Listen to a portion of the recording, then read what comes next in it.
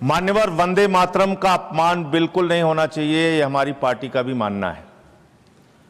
भारत के राष्ट्रगान का भी अपमान नहीं होना चाहिए, इसके लिए कानून है।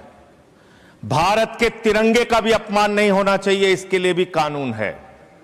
लेकिन मुझे बहुत हंसी आती है कि वो पार्टी इस बिल को लेकर आ रही है जिसने 52 साल तक, मान्यवर 52 साल तक आरएसएस के मुख्यालय पर भारत का तिरंगा नहीं फहराया गया।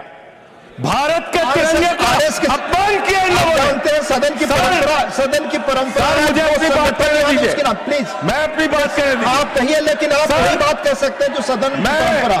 प्लीज। हेडगेवार जी की एक चिट्ठी पढ़ना चाहता हूं। प्लीज सर, ये डॉक्यूमेंटेड चीज कैसे नहीं पढ़ने देंगे?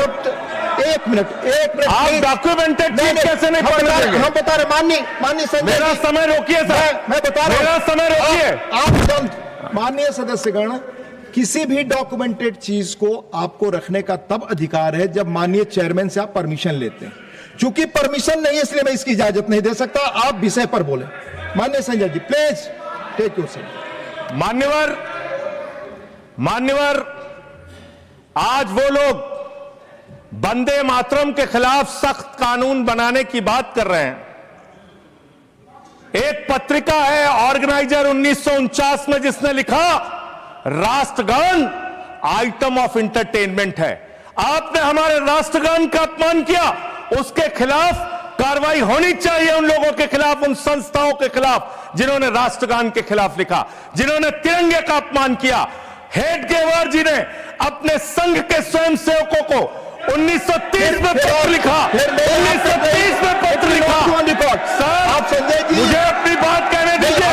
ये दबाने का काम नहीं चलेगा, ये दबाने का काम नहीं चलेगा। आप मेरा समय ले रहे हैं, आप मेरा समय ले रहे हैं सर। मैं नहीं ले रहा हूं, आप मेरा समय ले रहे हैं, आप खुद मेरा समय ले रहे हैं। मुझे अलाउ कीजिए, मैं अपनी बात पे समझता हूं। नष्ट कर रहे हैं सर। हाँ। मेरा इनसे बड़ी विनम्रता पूर्वक सवाल है, संघ की शाखाओं में आप तिरंगा क्यों नहीं फहराते? आप क्यों नहीं फहराते?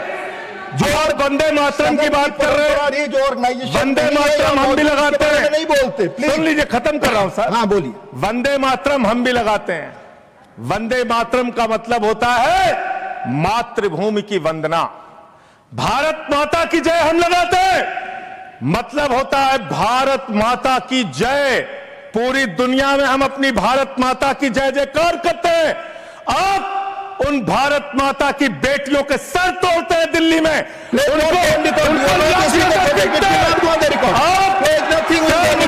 आप विषय पर नहीं बोल रहे, नहीं, आप विषय पर नहीं बोल रहे। आपको इस विषय पर बोलना ऑलरेडी मैं कह चुका हूं। प्लीज आप विषय पर, तो मेरी बात दबा देंगे क्या? नहीं, आप विषय पर मैं कह रहा हूं तो मेरी बात दबा देंगे क्या सर? हमेशा प्लीज मैं बात पर बोलिए।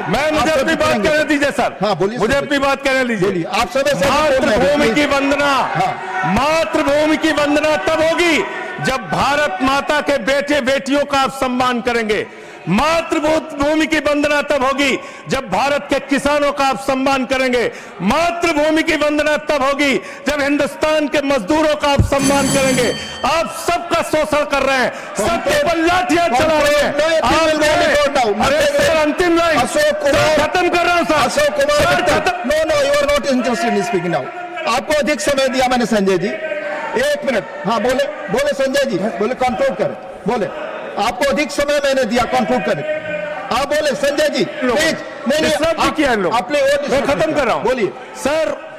मैं पूरे विनम्रता के साथ, चेयर के प्रति पूरे सम्मान के साथ ये कहना चाहता हूं, जिन लोगों ने अब तक भारत के राष्ट्रगान तिरंगे का अपमान किया है, उनके खिलाफ कार्रवाई का भी बिल लेके आइए। हम उसका भी समर्थन करेंगे, इसका भी समर्थन कर रहे हैं। हाँ, तो सर ये मतलब मैं बताना चाहता हूं कि बिल पास हो रहा है वंदे मातरम, बिल पास हो रहा है वंदे मातरम, लेकिन इस सामने वालों को नहीं है शर्म। कांग्रेस का सामना करने के लिए मजबूत है हम,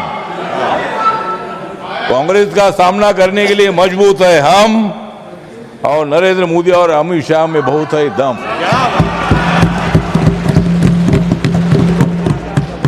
वंदे मातरम का नारा देकर भारत को जब आजादी मिली थी, अंग्रेज यहाँ 150 साल रहे थे और अंग्रेजों को यहाँ से हटाने के लिए, यहाँ से यूके भगाने के लिए यह बहुत बड़ा आंदोलन चला था। गांव गांव में लोग एक साथ आते थे, वंदे मातरम का नारा देकर लोग आगे बढ़ते थे और अंग्रेजों को लगा कि अभी अपने को भारत छोड़ना पड़ेगा। और महात्मा गांधी जी के नेतृत्व में महात्मा गांधी जी के नेतृत्व में मतलब 1942 में भारत छोड़ो का आंदोलन शुरू हुआ था और उसमें अनेक गांव गांव के लोग सम्मिलित हुए थे। मैं जिस महाराष्ट्र से आता हूँ, इस महाराष्ट्र में बहुत बड़ा आंदोलन हुआ था। महात्मा गांधी जी मुंबई में भी रहते थे। जब मुंबई प्रांत था तो पूरा गुजरात हमारे मुंबई प्रांत में था।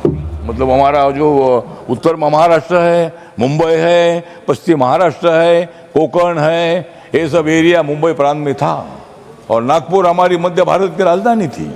मध्य भारत की राजधानी थी, वहाँ हिंदी भी बोलते थे, मराठी भी बोलते थे, लेकिन वहाँ नागपुर में मतलब वहाँ मध्य प्रांत की राजधानी थी ना नागपुर, तो मराठी बोलने वाले लोग एक साथ आए और हम सब लोग भारत के लिए, भारत की आज़ादी के लिए हमारा आंदोलन चलता रहा था।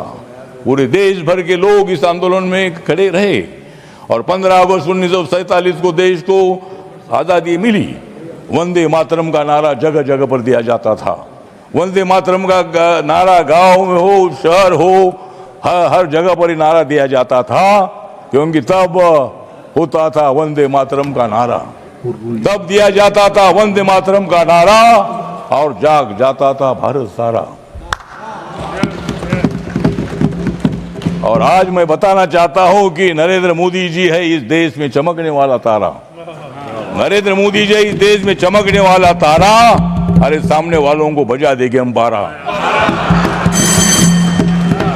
तो इसीलिए हम सब लोग, मेरी जो रिपब्लिकन पार्टी ऑफ इंडिया है, बाबा साहब अम्बेडकर जी की पार्टी है, बाबा साहब अम्बेडकर जी का भी आज़ादी के आंदोलन में योगदान रहा है, देश का संविधान लिखने में बड़ा उनका सहयोग रहा है। और बाबा साहब अम्बेडकर जी ने लोकतंत्र दिया है, संविधान दिया है, लेकिन ये संविधान की धज्जियां उड़ा रहे हैं। ये संविधान ने जो कानून बनाए हैं, इस कानून की धज्जियां उड़ाने का काम ये लोग कर रहे हैं। और इसीलिए ऐसे लोगों का विरोध करने के लिए मैं उनको छोड़कर मैं इधर आया हूँ। और इसीलिए मतलब हाँ, जो मेरी रिपब्लिकन पार्टी है ये हमारी बीजेपी के साथ है, एनडीए में है, और हम भारत को मजबूत करने के लिए हम वंदे मातरम का जो अपना बिल है, ये बिल आज इस हाउस में आया है, लेकिन ये लोग भाग रहे हैं और हम जाग रहे हैं। कंक्लूड करें। इसलिए मतलब ऐसे लोगों का विरोध करने के लिए हम लोग खड़े हैं। तो इसीलिए मैं ज्यादा लेते हुए मेरे रिपब्लिकन पार्टी ऑफ इंडिया की तरफ से इस बिल का मैं समर्थन करता हूँ। धन्यवाद। मेरा बहुत ही खुश है मन, धन्यवाद। आज मेरा बहुत ही खुश है मन, क्योंकि मेरी पार्टी कर रही है वंदे मातरम बिल का समर्थन। धन्यवाद। जय भीम। धन्यवाद। श्रीमती सुलता देव जी, श्रीमती सुलता देव।